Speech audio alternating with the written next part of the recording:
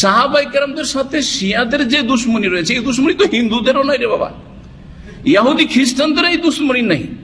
কোন কিতাব ইহুদি খ্রিস্টানদের পাবেন না যে সবচেয়ে নিকৃষ্ট জাতি হচ্ছে মুহাম্মদ সাল্লাল্লাহু আলাইহি ওয়াসাল্লামের সাথী সঙ্গীরা।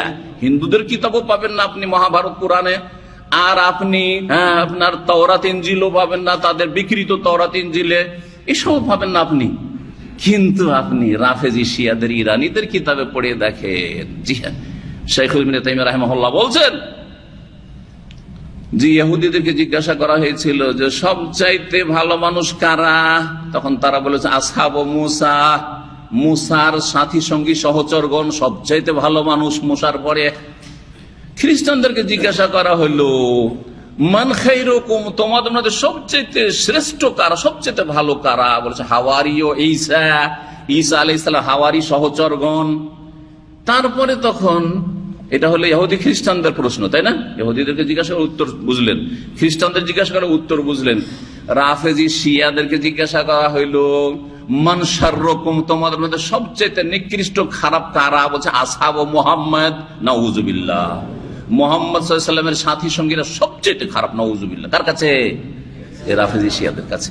তারা আপনাদের বন্ধু, তাদের সাথে ঐক্য করতে চান, আর তাদের ইনকিলাব আপনাদের জন্য আদর্শ। হ্যাঁ জি, আউযুবিল্লাহ। হে ইসলাম থেকে আল্লাহ যেন হেফাজত করেন। যে ইসলাম আল্লাহর দেওয়া ইসলাম নাই, সে ভ্রান্ত ইসলাম, ইসলামের নামে মানুষের সাথে ধর্ম ব্যবসা করা, ধোঁকাবাজি করা, রাজনীতি করা, এইসব থেকে আল্লাহ যেন হেফাজত করেন। 10 নম্বর অধ্যায় ইমাম বুখারী রাহিমাহুল্লাহ বলছেন বাবুন হাযা বাবুন, এই অধ্যায় হচ্ছে আলামাতুল ঈমান হুব্বুল আনসার, ঈমানের লক্ষণ হচ্ছে আনসারীদেরকে ভালোবাসা। ঈমানের লক্ষণ হচ্ছে আনসারীদেরকে ভালোবাসা। সুতরাং আনসারীদেরকে যারা ভালোবাসে তাদের মধ্যে ঈমানের লক্ষণ আছে, আর যারা আনসারীদেরকে ভালোবাসে না তার মধ্যে ঈমানের লক্ষণ নেই। যখন ঈমানের লক্ষণ নেই তো মুনাফিকের লক্ষণ আছে, যদি ঘৃণা করে, দুশ্মনী রাখে।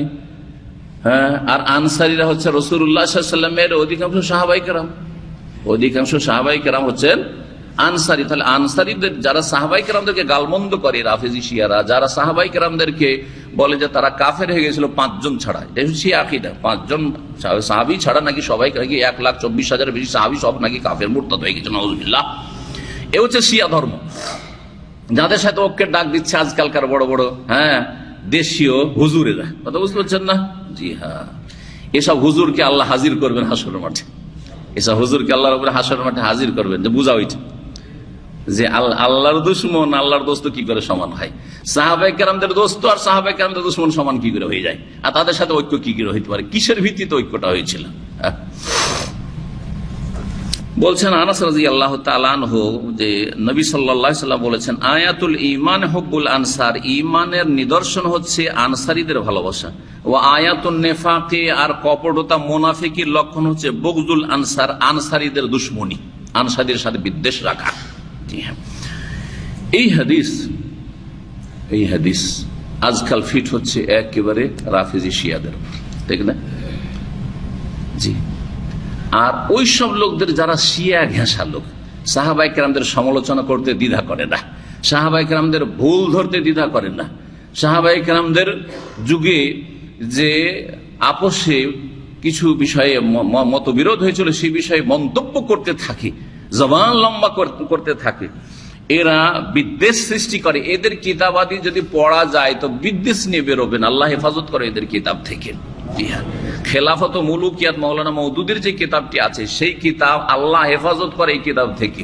সৌদি আরবের বড় বড় ওলামারা শেখ ইবনে বাজ রাহিমাহুল্লাহ বলেছেন এই কিতাবগুলিকে পুড়িয়ে দেওয়া ফরজ।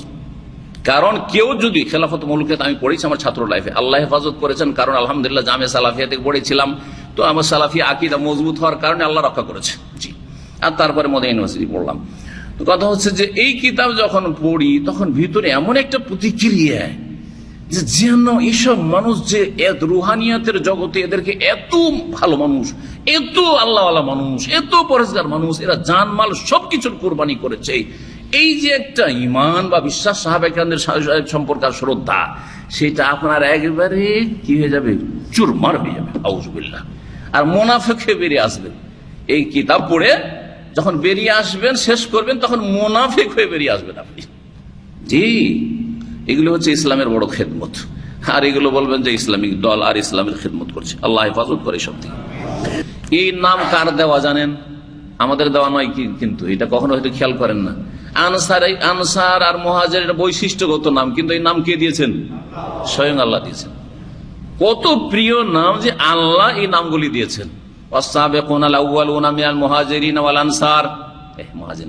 আল্লাহ নাম দিয়েছেন। রাদিয়াল্লাহু আনহুম ওয়া রাদু আনহু, আল্লাহ রাজি হয়ে গেছেন ওদের ওপর, আর ওরাও আল্লাহর কাছে এত নিয়ামত পেয়েছে যে তা রাজি হয়ে গেছে। কিন্তু শিয়া রাফেজি ঘাসারা রাজি হইতে পারলো না, এরা নারাজ হয়ে থাকে। দেখলেন, আল্লাহ রাজি হয়ে যাচ্ছে কিন্তু এরা রাজি হইতে পারছেন না। কি গুমরাহি! এর চেয়ে বড় গুমরাহি কি হইতে পারে? জি, এই যে বর্তমান হুসি ইরানের, এরা হচ্ছে সেই দল। জি হ্যাঁ, ঠিক ইরানের মতো। ইরান থেকে ট্রেনিং নিয়ে আসছে এরা, আর এরা সাহাবায়ে কেরামদেরকে গালমন্দ করছে। এমনি যদি কোনো আহলে সুন্নাত সহিহ আকীদার থাকে তার কাছ থেকে জানতে পারবেন, মসজিদের খুতবায় সাহাবায়ে কেরামদেরকে, জুমার খুতবায়, ঈদের খুতবায়, তাদের বক্তব্যে প্রথম কাজ হচ্ছে সাহাবায়ে কেরামদেরকে লানত করা, অভিশাপ করা, জাহান্নামী বলে আখ্যায়িত করা। এই হচ্ছে তাদের ইসলাম। জি,